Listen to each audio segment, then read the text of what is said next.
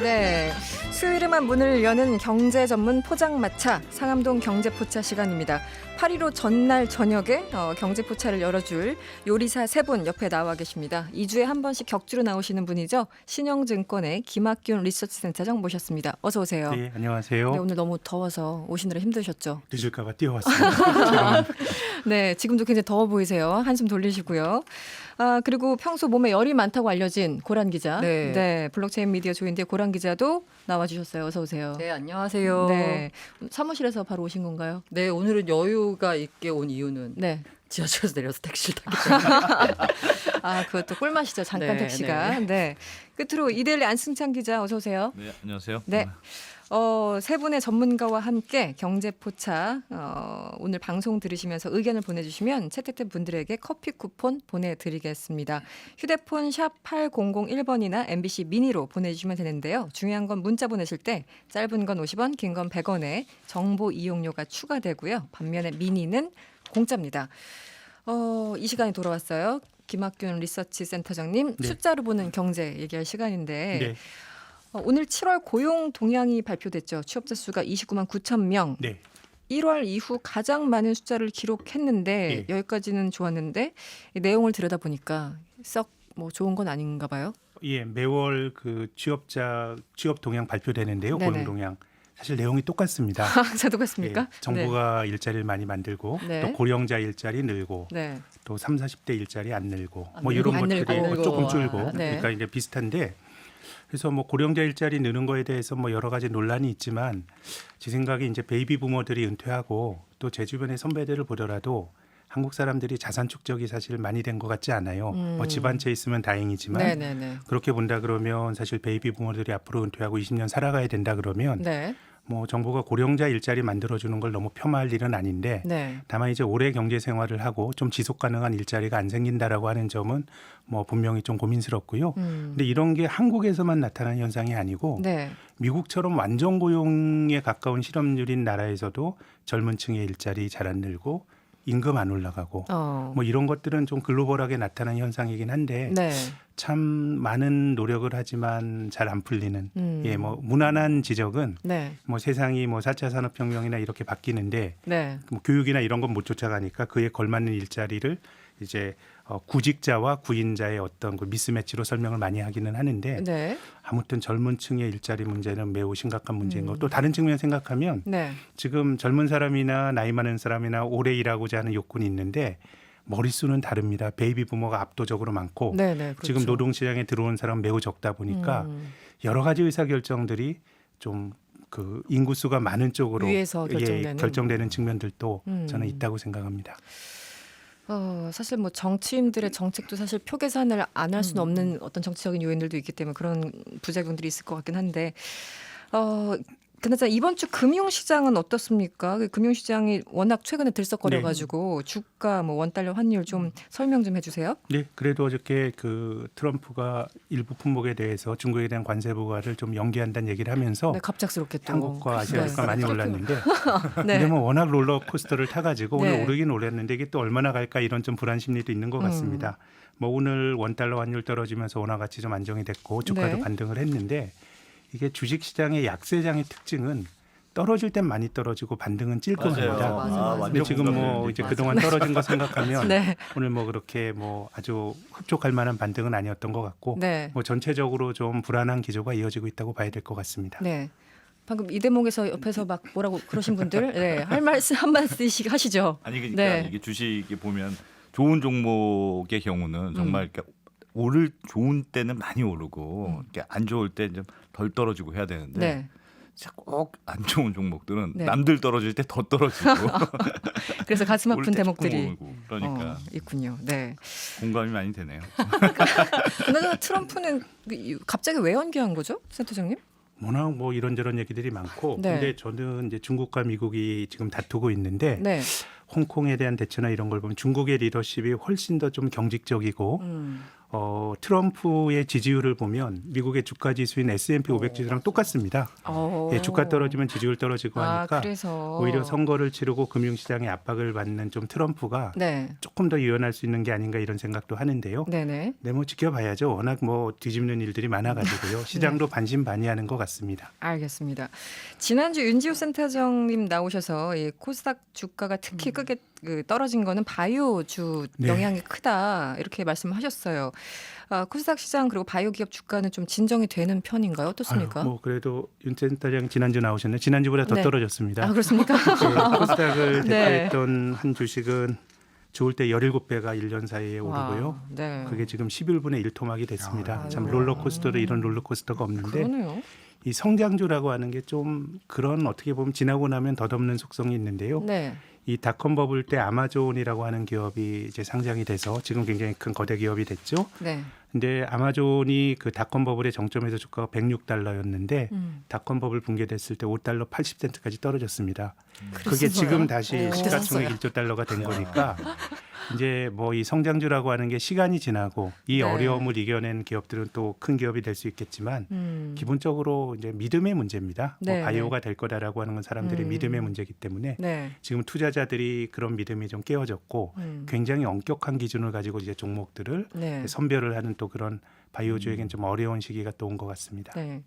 이 주식과 믿음 굉장히 좀 안 어울리는 단어일 것 같기도 하고 요즘 외국인들이 주식을 주로 이제 팔고 개인들은 이때다 하면서 주식을 사들이는 사람들이 있다고 하는데요. 이 현장 취재하시잖아요. 안승찬 기자, 고란 기자 어떻습니까? 투자 시점이 뭐 적절하다 보십니까? 고란 기자 먼저 얘기할까요? 왜 저부터예요? 그러면 안승찬 기자 먼저 할까요? 네. 요새 왜 이런 질문을 자꾸 하시는지 모르겠어요. 너무 어려운 질문인데 너무 어려워요. 모르죠, 진짜. 정말 모르는 일이고 그냥 네. 다만 요즘 이제 개인 투자자들 분들이 많이 사는 경향이 있던데 이제 네. 이렇게 좀 많이 떨어졌다 싶더라도 요즘 같이 어려울 때는 사더라도 조금씩 나눠서 사야지. 이게 내가 예를 들면 100만 원을 투자하겠다. 네. 그래서 이게 바닥이다고 믿고 100만 원 한꺼번에 이렇게 투자하지 말고 네. 50만 원씩, 뭐 10만 원씩 나눠서 산다든지 좀 그렇게 좀 안전하게. 안전하게 하는 게 하여튼 지금은 그런 게 필요한 것 같습니다.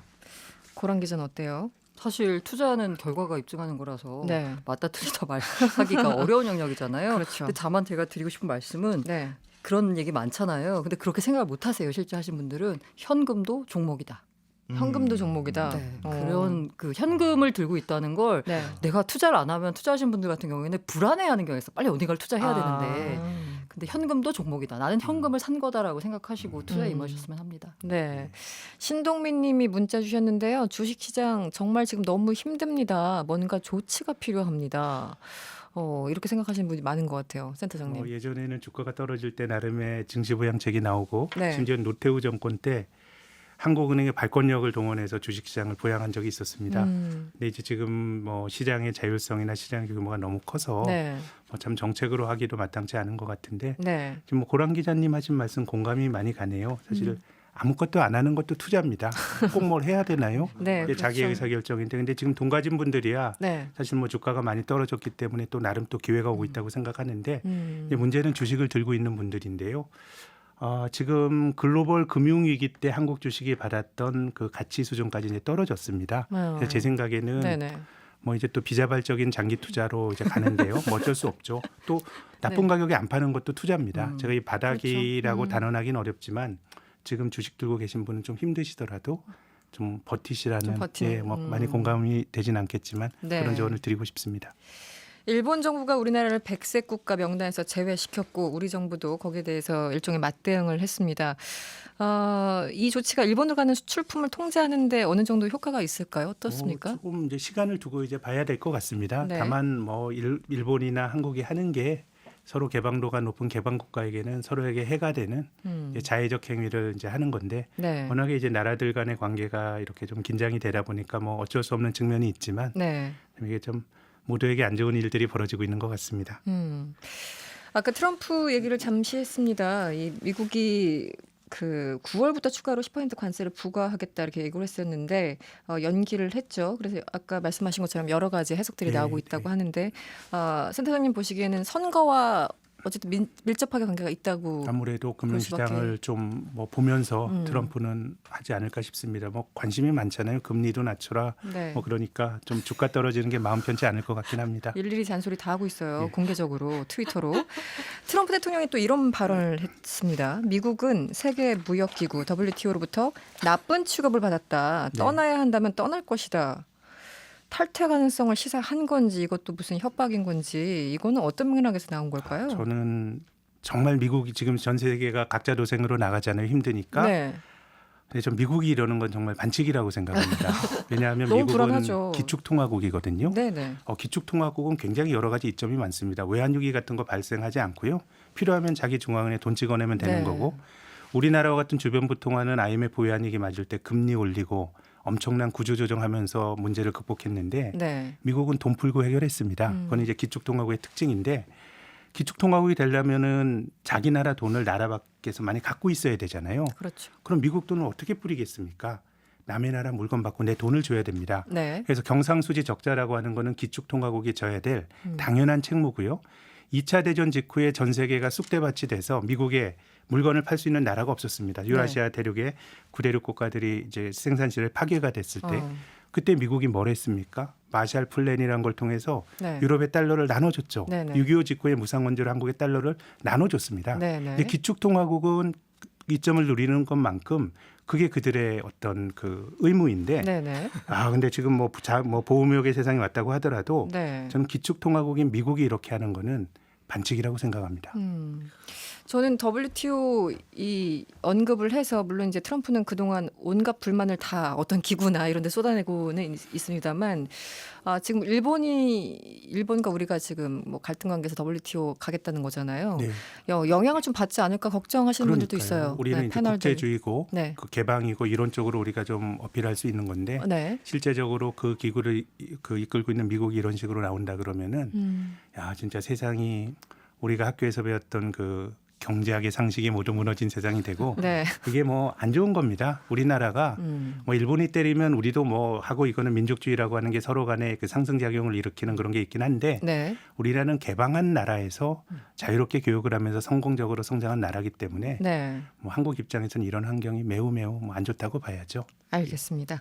상암동 경제포차 이어가고 있고요. 박정호님, 어찌 이리 조곤조곤 설명을 잘해주시는지 맞아요. 네, 포차에 있다가 경제 상식에 흠뻑 취하겠네요. 빠져든다는 얘기입니다. 네, 9349번님, 미국을 전 세계가 왕따시키는 건 어떨지요?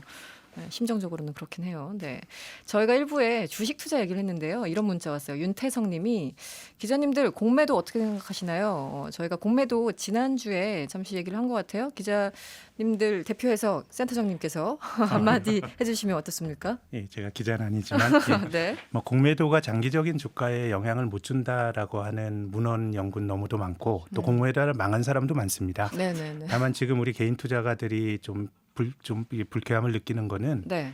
예, 룰이 개인 투자가 하기가 굉장히 어렵고 기관만 할 수 있는 또 실질적으로 그런 구조이기 때문에 네. 뭐 그런 점에서는 한국의 개인 투자가들이 피해 의식을 느낄 수 있는 측면도 있다고 봅니다. 피해 의식. 네. 알겠습니다. 이번에는 안승찬 기자가 야심차게 준비한 경제뉴스 헤드라인 들을 시간이죠. 야심찬 거 맞는지 모르겠어요. 맞나요, 야심? 네. 소심하게 좀. 네. 첫 번째 소식은 어떤 걸까요? 그 지금 정부가 꿈틀거리고 있는 부동산 시장을 좀 잡겠다. 네. 그래서 민간 택지에도 분양가 상한제를 도입하기로 발표를 했거든요. 네. 투기 과열 지구는 어디든지 이제 분양가 상한제를 적용할 수 있도록 기준을 바꿨기 때문에 뭐 서울 모든 지역을 비롯해서 과천, 분당, 세종시 이런 곳들이 다 이제 대상이 될 수 있다 이런 뜻인데요. 네. 이 분양가 상한제 도입을 둘러싼 여러 가지 소식은 고란 기자가 자세히 설명해드릴 네. 예정입니다. 김현미 장관이 또 어떤 롤을 했는지 참 궁금한 대목이기도 한데요. 다음은 어떤 뉴스인가요? 일부 이제 시중은행과 증권사에서 판매한 이 금리 연계형 파생 결합 증권, 네. 약자로 이제 어려워. DLS라고 하는데 네, 길다. 이름만 들어도 어려워. 네. 이 DLS 때문에 투자자들이 최근에 수천억 대 손해를 볼 가능성이 높아지고 있다. 네. 이런 소식인데요. 이 얘기는 제가 조금 이따 조금 쉽게 네. 설명해드리도록 하겠습니다. 네. 다음은 취득세율 얘기입니까? 네, 정부가 6억 원에서 9억 원 사이의 주택에 대해서는 네. 취득세율을 100만 원 단위로 아주 세분화하기로 했는데요. 네네. 지금까지 어떻게 돼 있었냐면 6억 원이 안 되면 1%, 6억 원에서 9억 원 사이는 2%, 9억 원이 넘어가면 3% 이렇게 계단식으로 세 단계만 있었거든요. 네네. 이렇게 되니까 턱걸이식으로 5억 9,900만 원 그러네요. 이런 식으로 신고하는 사례들이 많았는데 네네네. 앞으로는 6억에서 9억 원 사이의 주택에 대해서는 세율을 촘촘하게 2.1%, 2.2% 이런 식으로 세분화한다는 건데 이렇게 되면 네. 6억 원이나 7억 원짜리 집값은 지금보다 취득세를 조금 덜 내게 되고 네. 반대로 8억 원, 9억 원짜리 집은 조금 더 내게 될 것 같습니다. 네. 다음은 중국 항공 당국이 2달 동안 그 신규 취항을 금지했습니까? 그렇습니다. 이게 지금 뭐 중국이 정확한 이유는 밝히지 않고 있는데 네. 아마도 홍콩 사태와 관련이 있는 것으로 지금 추정이 되고 있는데요. 이게 문제는 우리나라 항공사들이에요. 네. 요즘 이제 일본으로 가는 여행객들이 많이 줄어들었으니까 비는 항공편을 중국으로 돌리겠다. 이게 우리나라 여행 항공사들의 계획이었는데 네네. 지금 중국이 신규 취항을 금지하게 되면서 계획에 차질을 빚었다. 이런 소식입니다. 본인들도 굉장히 좀 타격이 있을 것 같긴 한데 이 홍콩 사태가 그만큼 심각하다는 얘기 반증일까요? 홍콩 사태가 진짜 심상치가 않죠. 그렇긴 하죠. 알겠습니다. 안시장 기자 고생하셨고요. 고란 기자, 그 민간 택지 분양가 상한제 발표 지난주 뭐 방송할 때 말씀을 드렸었는데 정부가 당초 예상보다 강도가 높은 내용을 내놨다 이런 평가가 많이 있는 것 같아요. 네. 일단은 이제 분양가 상한제, 그 민간 택지하는 게 네. 법은 있었는데요. 이게 왜 자꾸 새로 생겼다라고 말을 하자면 네. 적용 기준이 까다로워서 실제 적용 지역이 없었습니다. 그래서 이번 대책의 핵심은 뭐냐? 네. 이 적용 요건을 아주 쉽게 했다. 쉽게. 그래서 웬만하면 걸리도록 했다는 건데요. 네. 일단 필수 요건이 그 전에는 직전 3개월 주택 가격 상승률이 물가 상승률이 2배를 초과. 직전 기준으로 하면 이 필수 요건을 일단 만족을 시켜야지 그 다음 요건을 뭐 하든지 말든지 이제 평가를 할 텐데 네. 이걸 만족시킨 지역이 지금까지 한 군데도 없었던 거예요. 네네. 그러다 보니까 뭐 유명무실했던 건데 이거를 지금 투기 과열 지구로 지정된 지역 이렇게 바꿨습니다. 네. 자, 투기 과열 지구가 어디냐? 서울은 다 해당되고요. 전부 다. 네, 경기 네. 과천, 성남 분당, 광명시, 하남시, 세종시, 대구 수성구 등 31개 지역입니다. 웬만한 데는 다 해당된다는 거거든요. 네네. 이 정부가 이렇게 좀 강력하게 나선 이유는 뭐냐? 정부가 봤더니 최근 1년간 서울 아파트의 분양 가격 상승률이 21%라고 했다고 합니다. 근데 네. 너무 높죠. 네. 기존 주택이 오른 건 5.7%예요. 3.7배 정도 높은 거거든요. 네네. 그러니까 이게 분양가가 올려서 주변에 있는 주택 가격까지 올려버려가지고 그러네요. 전반적인 집값 상승을 촉발시킨다는 거죠. 그래서 실수요자의 내 집 마련을 어렵게 한다. 그렇기 때문에 민간 택지에도 분양가 상한제를 적용을 해야 된다라는 네. 거거든요. 네네. 그러면서 이제 또 나왔던 것 중에 하나가 뭐냐면 사실 이 앞서서는 분양가 상한제 전에 허그라고 하죠. 주택도시공사가 그 보증을 하는 방식으로 해가지고 분양 네. 가격을 통제를 했어요. 네네. 그러니까 그 분양 가격, 허그의 분양 가격 기준보다 더 높게 받고 싶은 곳은 후분양이라는 꼼수를 썼습니다. 그래서 자기들 마음대로 후분양하면서 이제 가격을 책정을 했는데 네. 이렇게 하는 곳들까지 이제 상한제로 다 집어넣겠다는 거거든요. 다 대상이 되는 네, 거예요. 그래서 분양가 상한제 적용 기준이 이전에는 관리 처분 계획 인가를 받은 곳이었는데요. 이제는 최초 입주자 모집 승인 신청단지입니다. 그래서 후분양 이제 관리 처분 계획 인가를 받고 야 이거 후분양을 해야 되나 어떻게 해야 되나 막 이렇게 고민하던 66개 정비 사업 단지가 있거든요. 네. 여기가 다 해당이 됩니다. 이제 그래서 이걸 이제 이게 10월 이제 지금 입법 예고하고 이제 실제 시행되면 10월부터 지정이 되거든요. 네네. 그 사이에 빨리 그냥 추진을 할지 아니면 분양가 상한제 적용을 받을지 아니면 야, 상한제보다 그냥 허그에 보증 그 한도를 받는 게 낫다. 네. 이걸 해야 될지 아니면 아예 그냥 사업을 하지 말아야 될지 지금 큰 혼란에 빠진 상황입니다. 네. 마음 놓고 있다가. 그리고 또 하나가 네네. 있는데요. 로또 분양이라고 하잖아요. 네네.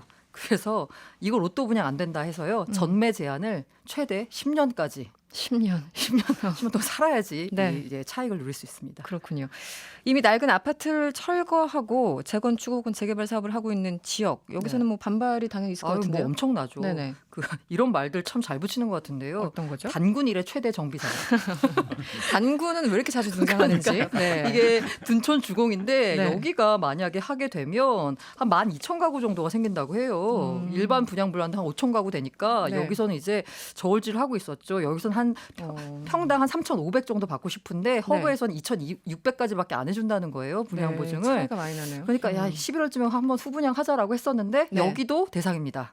여기도 대상. 그러니까 이제 네. 모든 게 다 원점으로 돌아가서요. 네. 심지어는 재산권 침해다.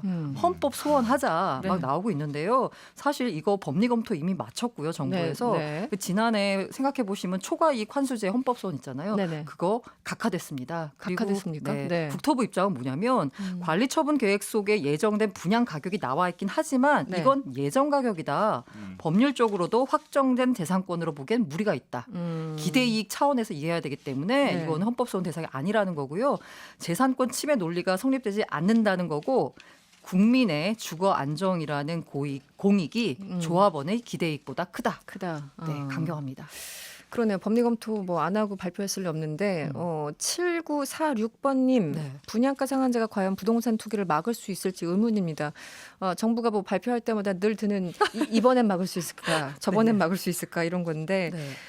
실제 어떤가요? 안정시킬 수 있을 것인지 아니면 부작용을 초래할 것인지 이것도 참 어려운 문제인데 어떤 전망이 나오고 있어요? 사실 그 분양가 네. 상한제가 이제 끝판왕 얘기가 나올 정도이긴 한데요. 네. 그리고 이제 나오는 얘기가 뭐냐면 단기적으로는 잡을 수 있지만 결과적으로는 공급이 위축돼서 그 나중에 가격을 더 훨씬 더 많이 뛰게 만든다라는 거거든요.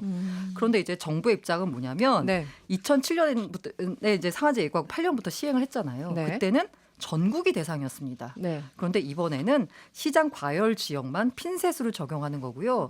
당시 시장이 침체되고 공급이 위축됐던 거를 그냥 그 상황만 보면 마치 분양가 상한제인 것 같으나 네. 실제로는 그때 서프라임 모기지 있었죠. 네네네. 그래서 2008년 글로벌 금융위기 때문에 그때하고는 상황이 다르다는 거죠. 음. 그래서 지금은 약간 핀셋 규제를 네. 하는 거니까 다르다는 거고요.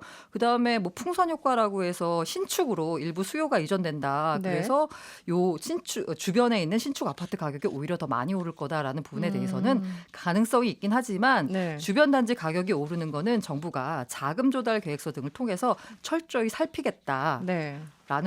나는 이제 입장입니다. 네. 기존에 여러 가지 부동산 정책 같은 거 발표를 했잖아요. 네네. 뭐 매번 이름 뭐 숫자들이 굉장히 많아가지고 날짜 너무 붙여서 많죠. 하는 거 네.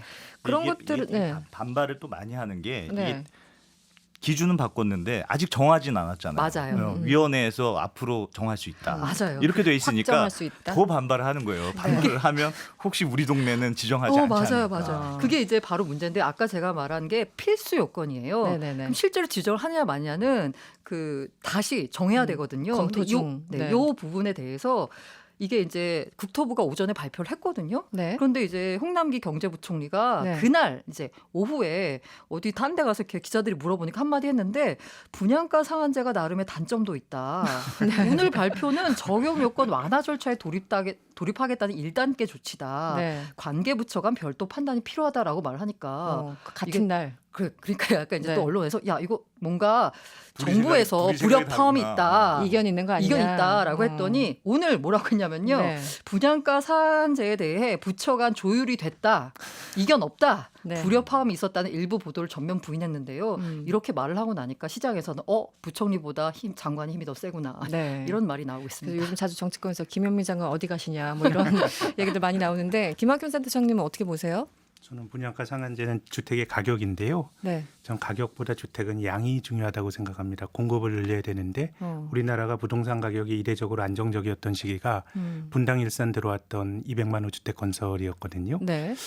좀 양을 늘리는 정책이 수반되지 않는다 그러면 네. 저는 가격을 통해서 집값을 잡기는 힘들다라고 생각합니다. 양이 우선이다. 네. 김보라님 문자 주셨는데요. 부동산으로 돈 버는 세상은 끝나야 합니다. 이 정책 지지합니다. 그리고 반면에 또 이런 의견이 있어요. 0804번님 분양가 상한제는 오히려 공급 축소 우려되고 로또 같은 사행심 유발할 것 같습니다. 이제 그 공급 얘기하셨어요. 네네. 김상욱님 분양가 상한제는 배고픈 이를 위한 정책이라기보다는 있는 자의 배 아파 만든 정책 아닌가 싶네요. 아까 이렇게 공급 말씀하셔서 한마디만 덧붙이자면 네. 그래서 이렇게 네. 분양가 상한제와 함께 아까 공급 말씀하셨는데 정부가 2022년까지 전국에 100만 원 공급하겠다는 계획을 세웠거든요. 네. 이게 이제 효과를 얼마나 발휘할지 얼마나 이행을 할지 이 부분을 또 지켜봐야 되는 거죠. 알겠습니다. 음악이 나오고 있죠? 네. 네, 고란 기자 세 줄 요약. 이거 보시면서 제가 막판에 보낸 거 아시죠? 네, 그 시간이 네. 왔어요. 네, 네. 네. 예, 드랍톱이 미중 갈등, 일본은 보복 위기, 경기 꺾는 규제가 웬말, 부동산 잡는다는 정부 의지, 분양가 상한제 결말, 집값 잡고 투기꾼 없애는 결기, 내 집 마련 행복한 결말. 네. 깔끔하게 정리해 주셨어요. 네. 고생하셨고요. 안승찬 기자. 네. 이거 뭐예요? DLS 이거 어려워요. 저도 어렵습니다. 네. 이 DLS에 투자했다가 돈을 날릴 위협에 처한 분들이 지금 많다고 합니다. 네. 일단 이것이 어떤 건지 그리고 우리 많이 들어봤던 ELS랑은 어떻게 다른 건지 설명을 좀 부탁드릴게요. 예, 일단 이 차이를 이렇게 뭔지는 일단 이해하고 들어가야 될 것 같은데 ELS는 이제 많이 들어보셨잖아요. 네. ELS의 앞에 있는 E자는 에쿼티이거든요. 그러니까 주가와 연계된 금융 상품이 이제 ELS다 이렇게 보시면 돼요. 그러니까 네. 뭐 예를 들어서 코스피 지수가 뭐 30% 이상 떨어지지 않으면 뭐 몇 퍼센트를 줍니다. 네. 뭐 삼성전자가 몇 퍼센트 이하의 이 정도 밴드에 있으면 몇 퍼센트를 줍니다. 이런 네. 구조인데 네. DLS는 주가와 연계된 증권이 아니고 뭐 여러 가지 파생 상품에 연계된 증권을 말하는 겁니다. 그래서 금리라든가 뭐 환율이라든가 금값이라든가 이런 식으로 가격이 변동하는 네네. 그 가격에 따라서 이제 이익이 결정되도록 만든 그런 상품이 이제 DLS인데 네. 이번에 주로 지금 문제가 되는 게 독일 10년물 국채 금리에 연동된 DLS가 지금 특히 문제가 많이 되고 있는데요. 그러니까 네. 독일 국채 금리가 얼마 밑으로 안 떨어지면 한 6개월 이후에 4% 정도 금리를 준다 이런 구조로 돼 있는데 네. 굉장히 인기를 끌었어요. 요즘 같은 저금리 시대에 6개월 만에 4% 4% 준다니까 크니까. 이게 웬 떡이냐 이러고 그러네요. 너도 나도 많이 사들였고 네. 뭐 우리은행 같은 데는 몇 개월 만에 수천억 원씩 팔았다고 하고요. 이런저런 DLS 뭐 다른 상품까지 합치면 금융권에서 팔린 게 지금 거의 1조 원 가량 된다고 하는데 이렇게 많습니까? 네, 지금 근데 일부 이렇게 팔린 DLS 상품이 원금을 전부 까먹을 위기에 처해서 지금 비상이다. 뭐 이렇게 그럼 이 사람들이 설명했던 거와 다른 방향으로 진행됐다는 얘기인데 어떻게 됐길래 이렇게 지금 전부 날릴 이게 뭐 상황이 조금씩 된 다 건가요? 다릅니다만 하여튼 네. 이 독일 국채 DLS만 보면 상품 구조가 이렇게 되어 있어요. 그러니까 독일 국채 금리가 마이너스 0.2% 이하로 떨어지지 않으면 4% 확정 금리를 준다. 네. 기본적으로 이렇게 되어 있는데 네.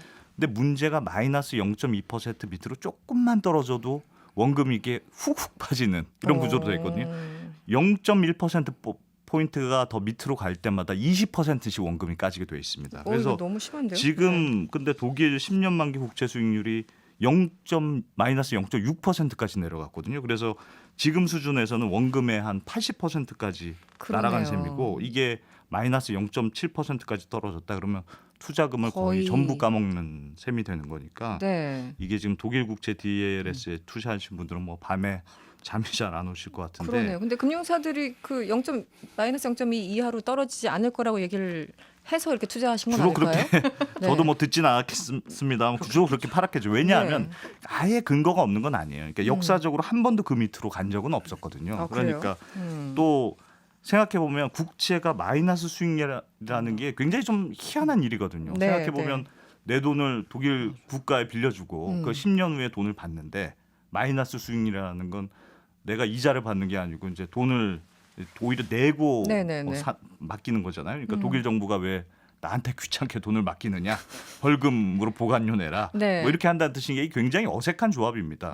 그래서 역사적으로도 그런 적이 없고 하니까 네. 설마 이게 마이너스 0.2% 밑으로 떨어지겠느냐 네. 이러고 이제 팔기도 팔았고 사는 투자한 분들도 투자를 했을 텐데 이게 그 설마 했던 게 이제 현실이 현실이 됐군요. 돼버리니까 지금 손실이 뭐 어마어마하게 일어나는 거죠. 역사적으로 한 번도 마이너스 0.2% 밑으로 간 적이 없다. 네. 김학균 센터장님, 근데 예. 무슨 일이 벌어진 거예요?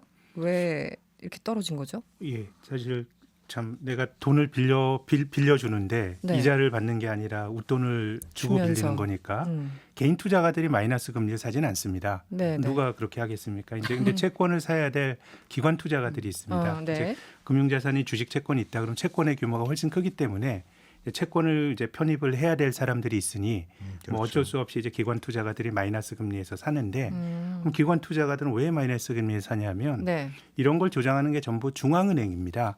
중앙은행이 바람을 잡고 저금리하고 마이너스 금리 정책을 쓰다 보니 마이너스 금리에도 채권을 사는 기관 투자가는 중앙은행이 더 큰 마이너스 금리로 내 채권을 사줄 거라고 하는 기대가 깔려 있다고 봐야 될 것 같고요. 네. 이것은 뭐 금융위기 이후로 참 이제 도가 없어졌다고 봐야죠. 사람들이 상도가 없어지니까. 조심해서 네. 나의 책임해야 하는 게 아니라 네. 다 중앙은행이 다 해주겠지라는 건데요. 뭐 가장 심한 나라가 일본입니다. 일본 중앙은행은 채권만 사는 게 아니라 일본 중앙은행 주식까지도 사고요. 그렇죠. 뭐 네. 이런 일들을 벌이고 있기 때문에 어. 뭐 그나마 미국은 이런 일에서 좀 빠져나와서 금리라도 좀 올려놨으니 네. 경기 나쁠 때 금리를 낮출 수 있는데 유럽이나 일본은 금리가 마이너스까지 갔다라는 거는 아무튼 뭐 조금 경제가 굉장히 어려운 지경까지 갔다라고 보는 게 맞을 것 같고 네. 총체적인 중앙은행이 조장하는 모랄 해저드가 경제에 만연해 있다고 평가해도 저는 된다고 생각합니다. 네. 투자자들이 위험성을 이게 사실은 어떻게 보면은 되게 복잡하기도 하고 그런데 또 네. 설명을 들으면은 정말 그래 한 번도 내려간 적 없어 그러면 또 믿게 되고 사람 심리라는 게 금융 회사들이 이른바 뭐 불안전 판매했다 뭐 이런 가능성이 있는 건가요? 사실은 의심을 받고 있죠. 의심을 현재. 받고 있다. 왜냐하면 이게 굉장히 어려운 상품이고 네. 또, 근데 투자하시는 분들이 이렇게 말씀하시는 분들이 있더라고요. 나는 그러니까 독일 국채 이렇게 나오니까 이게 독일 국채가 사실은 굉장히 안전한 투자 자산이거든요. 네. 그러니까 근데 지금 이 제가 설명드렸습니다만 DLS라는 게 독일 국채에 투자하는 게 아니고 독일 국채 금리가 변동하는 거에 투자하는 네, 건데 네, 네. 사람들이 독일 국채라니까 이거 되게 안전한 건가 보다. 나는 채권에 투자하는 왜 채권하면 안전하다는 심리가 있죠. 심리가 인식이 있으니까 난 독일 채권 선진국 채권이니까 안전한 줄 알고 투자했는데 이렇게 말씀하시는 분들이 있어요. 그래서 네. 이게 금융당국도 그래서 이게 혹시 불안전 판매 요소가 있는 것 아니냐. 네. 지금 조사는 들어가고 있는데 그리고 투자자들도 뭐 집단 소송도 준비하고 있고요. 그런데 이게 사실은 불안전 판매를 입증하는 게 이렇게 쉬운 일은 아닙니다. 다 상품 가입하셨을 때 보시면 네. 굉장히 많은데 이렇게 사인하고 하잖아요. 네네. 우리가 그게 다 이제 내가 이런 저런 상품의 위험성을 다 인지했습니다. 이걸 이제 본인이 사인한 것이기 때문에 네. 나중에 나 이런 것인지 몰랐습니다 말했더라도 네. 이미 사인한 것들이 이렇게 있기 때문에 그걸 증명하기가 불안전 판매 증명하기가 쉽지가 않아요. 알겠습니다. 오늘 어려운 거 쉽게 설명을 해주셨는데 음악이 나오고 있어요. 더 쉽게 음악으로 가보죠. 네, 시조로. 설마 하는 마음에 덜컥 투자했더니 오 마이 갓 깡통만 남았구나. 파생 상품 누가 중위험이라 말했던데. 네, 상암동 경제포차 어느덧 마칠 시간입니다. 오늘 함께해 주신 신영증권 김학균 리서치센터장, 블록체인 미디어 조인디의 고란 기자, 그리고 이데일리의 안승찬 기자와 함께했습니다. 오늘 고맙습니다. 네, 고맙습니다. 감사합니다.